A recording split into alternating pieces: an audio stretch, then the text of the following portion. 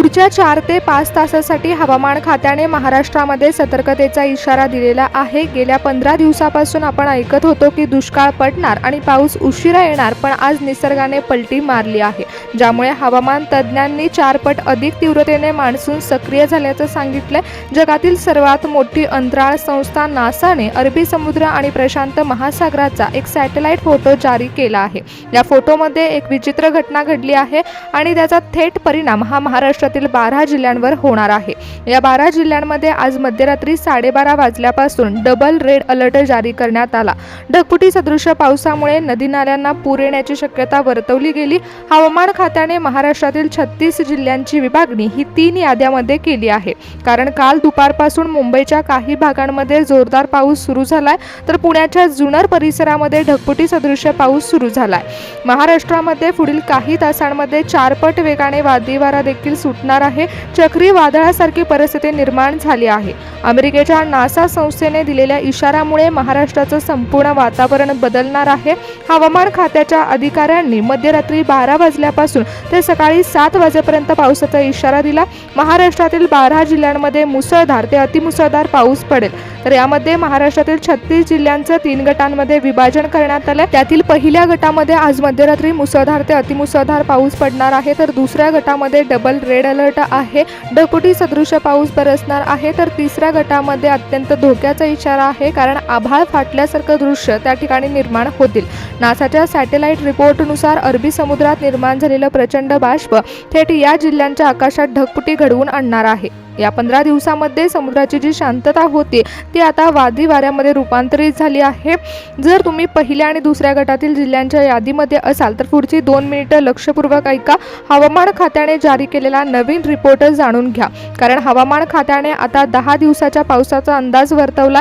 नासाने उपग्रहांचा फोटो पाठवलाय, त्यात अरबी समुद्राच्या मध्यभागी एक प्रचंड सायक्लोक्लिक सर्क्युलेशन म्हणजेच बाष्पाचं चक्र तयार झालेलं दिसत आहे। त्यामुळे आज मध्यरात्री महाराष्ट्रातील 12 जिल्ह्यांना धोक्याचा इशारा देण्यात आला, कारण हेच चक्र फिरत थेट महाराष्ट्राच्या किनारपट्टीवर आणि घाटाच्या भागांवरती धडकणार आहे। त्यामुळे ढग एकाच ठिकाणी स्थिर राहून क्लाउड ब्रस्ट म्हणजेच ढगफुटी सारखी परिस्थिती निर्माण होणार आहे। नासाच्या इशाऱ्यानंतर हवामान खात्याने पुढील 4 तासासाठी 100 ते 120 मिलीमीटर पाऊस पडणार असल्याची शक्यता वर्तवली। नागरिकांनो, गेल्या 15 दिवसापासून आपण ज्या मान्सूनची वाट पाहत होतो तो मान्सून दाखल तर झाला, परंतु तो आता 4 पटीने बरसणार आहे। म्हणूनच पुढील 4 तासामध्ये महाराष्ट्राच्या हवामानामध्ये मोठे बदल होतील। ज्या दुष्काळाच्या भीतीने शेतकऱ्यांच्या डोळ्यामध्ये पाणी आलं होतं तोच दुष्काळ आता संपलाय, पण एक गंभीर इशारा आता समोर आलाय, कारण डबल रेड अलर्ट म्हणजेच ढगफुटी सदृश्य जल प्रलय येत आहे। अरबी समुद्र आणि बंगालचा उपसागर जेव्हा शांत झाले होते तेव्हा त्याला विज्ञानाच्या भाषेमध्ये मान्सून ब्रेक म्हणून संबोधलं गेलं होतं, परंतु आता त्याच हवामान खात्याने 4 पट तीव्रतेचा इशारा जारी केला। जेव्हा समुद्राचं तापमान प्रमाणाच्या बाहेर वाढलं होतं तेव्हा लो प्रेशर एरिया तयार झाला आणि नासाच्या सॅटेलाइटने हेच टिपलंय। अरबी समुद्रात आणि प्रशांत महासागराच्या सीमेवर एक प्रचंड मोठी सायक्लोक्लिक सर्क्युलेशनची स्थिती निर्माण झाली आहे। हे चक्र स्वतःभोवती फिरत फिरत समुद्रातील अब्जावधी बाष्प शोषून घेत आहेत आणि आता हे वारे ताशी 70 ते 80 किलोमीटर वेगाने सीमेवर येऊन धडकणार आहेत। तेव्हा तिथे ढगांना पुढे जायला जागा न मिळाल्यामुळे एकाच ठिकाणी ते जमा होतील आणि क्लाउड ब्रस्ट होणार आहे। नागरिकांनो, काल दुपारपासून ही परिस्थिती महाराष्ट्रामध्ये पाहायला मिळालेली आहे। मुंबईच्या सखल भागांमध्ये अचानक पाणी वाढलं आहे, तर पुण्याच्या जुन्नर एका छोट्या गावामध्ये निसर्गाचा थरार पाहायला मिळाला आहे। डोंगरावरून येणारं पाणी एवढ्या वेगाने गावात शिरेल की अगदी काही तासामध्ये सखल भागामध्ये पाणी साचेल। हीच परिस्थिती महाराष्ट्रातील 12 जिल्ह्यांमध्ये उद्भवण्याची शक्यता वर्तवण्यात आली। भौगोलिक परिस्थिती जर पाहिली तर पुढील 4 तासामध्ये मुसळधार पाऊस कोसळणार आहे, त्याचबरोबर विजांचा कडकडाट देखील होणार आहे। महाराष्ट्राची जी 3 जिल्ह्यांमध्ये विभागणी करण्यात आली होती त्यामध्ये पहिल्या ठिकाणी मान्सून अतिमुसळधार असेल, दुसऱ्या ठिकाणी मान्सून ढगफुटी सदृश्य बरसणार आहे, तर तिसऱ्या ठिकाणी तब्बल 15 जुलैपर्यंत अतिमुसळधार पाऊस बरसेल। पुढील 10 दिवस अरबी समुद्रातील बाष्पाचे चक्र हळूहळू संपूर्ण महाराष्ट्राला कव्हर करणार आहे, पण आज रात्री सुरू होणारा पाऊस हा 4 पट तीव्रतेचा असेल। गेल्या 2 आठवड्यात अरबी समुद्राने बंगालच्या उपसागराचं तापमान अचानक थंड झालं, त्यामुळे मान्सून हायब्रेशन तयार झालं आहे।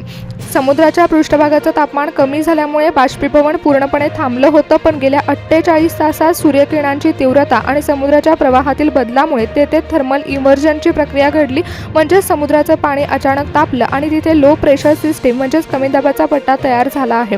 हवामान तज्ज्ञांच्या मते अरबी समुद्राच्या मध्यभागी तयार झालेल्या चक्राकार वाऱ्यामुळे अब्जावधी लिटर पाणी बाष्पाच्या स्वरूपात हवेत खेचून घेतलं गेलं आणि हे बाष्पाचे ढग आता 80 ते 90 किलोमीटर वेगाने थेट महाराष्ट्राकडे झेपावले गेले. जेव्हा अरबी समुद्रावरून आलेले हे प्रचंड जड बाष्पयुक्त ढग महाराष्ट्रातील 12 जिल्ह्यांमध्ये येणार आहेत, तेव्हा तिथे पुढील 4 तासात ढगफुटी सदृश पाऊस कोसळणार आहे. या जिल्ह्यांमध्ये ढग अडकून पडण्याची शक्यता सर्वात जास्त आहे. भौगोलिकदृष्ट्या या जिल्ह्यांमध्ये ढग अडकल्यामुळे आज मध्यरात्री 12:30 वाजल्यापासून ते सकाळी 7 वाजेपर्यंत या 12 जिल्ह्यांमध्ये तब्बल 12 तास सलग मुसळधार पाऊस पडेल. नदी नाले ओसंडून वाहतील आणि सखल भागामध्ये जलप्रळय येण्याची स्थिती निर्माण होणार आहे. हवामानशास्त्रामध्ये तर काही ठिकाणी पर्जन्यछायेच्या प्रदेशाचं वर्णन करण्यात आलं. जेव्हा अरबी समुद्रावरून आलेले ढग हे सह्याद्री पर्वतरांगा ओलांडून पुढे मराठवाडा आणि विदर्भाच्या दिशेने प्रवेश करतील, तेव्हा 90% पेक्षा जास्त बाष्प खेचून आणले जातील. त्यामुळे ढगफुटी सदृश पाऊस तर होणारच आहे, पण हवामान खात्याच्या अंदाजानुसार या जिल्ह्यांमध्ये मोठ्या प्रमाणात विजांचा तांडव होणार आहे. कारण जेव्हा 2 अतिशक्तिशाली ऊर्जा एकमेकांना धडकणार आहेत, तेव्हा विजांचा कडकडाट जोरदार होणार आहे. शेतकरी बांधवांना सल्ला देण्यात आला आहे की आज मध्यरात्री घराबाहेर पडू नका आणि विजा चमकत असतील तर प्रचंड वारा देखील येणार आहे. त्यामुळे जनावरांना सुरक्षित ठिकाणी ठेवा. अवघ्या काही तासांमध्ये नदी नाले ओसंडून वाहू लागतील, त्यामुळे सतर्कता बाळगावी लागेल. डोंगराळ भागामध्ये दरडी कोसळण्याचा धोका देखील निर्माण होऊ शकतो. महाराष्ट्रातील ज्या 12 जिल्ह्यांना धोक्याचा इशारा देण्यात आलाय त्यातील पहिली आणि सर्वात मोठी भौगोलिक घटना घडणार आहे ती मुंबई शहरामध्ये. आज मध्यरात्री जेव्हा अरबी समुद्रातील चक्राकार वारे मुंबईला धडकणार आहेत, तेव्हा प्रचंड भरती येणार आहे आणि मुसळधार पाऊस एकत्र येईल. त्यामुळे अवघ्या 2 तासांमध्ये सकल भागामध्ये पाणी साचेल. तसेच ठाणे हे मुंबईला लागून असलेला जिल्हा आहे आणि लोकसंख्या आणि काँक्रिटीकरणचं इथे प्रचंड प्रमाण आहे. आज मध्यरात्री जेव्हा 70 ते 80 किलोमीटर वेगाने वारे वाहतील, तेव्हा कल्याण, डोंबिवली आणि उल्हासनगर परिसरातील सकल भागामध्ये पाणी शिरण्याचा धोका निर्माण होईल. तसेच पालघरचा बहुतांश भाग हा डोंगराळ आहे आणि आज रात्री होणाऱ्या ढगफुटी सदृश पावसामुळे नद्यांना पूर येण्याची शक्यता वर्तवली गेली. डोंगराळ भागामध्ये राहणाऱ्या नागरिकांना सतर्कता बाळगावी लागेल. तसेच रत्नागिरी म्हणजेच एका बाजूला अथांग समुद्र आणि दुसऱ्या बाजूला सह्याद्रीच्या कडा. आज मध्यरात्री होणाऱ्या मुसळधार पावसामुळे बाजारपेठांमध्ये पाणी शिरण्याचा धोका आहे. तसेच मुंबई गोवा हायवेवरील परशुराम घाटामध्ये ढगफुटी सदृश पावसाचा इशारा देण्यात आला. सह्याद्रीच्या कुशीत वसलेला रायगड जिल्हा भौगोलिकदृष्ट्या अत्यंत संवेदनशील आहे. एका ठिकाणी पावसाचे ढग लॉक होणार आहेत, त्यामुळे महाड शहरामध्ये देखील जोरदार पाऊस बरसेल. आज मध्यरात्री परिस्थिती गंभीर होणार आहे. सिंधुदुर्ग महाराष्ट्राचे शेवटचा टोक असलेला जिल्हा आहे. येथे आंबोली घाटामध्ये महाराष्ट्रात सर्वाधिक पाऊस पडेल.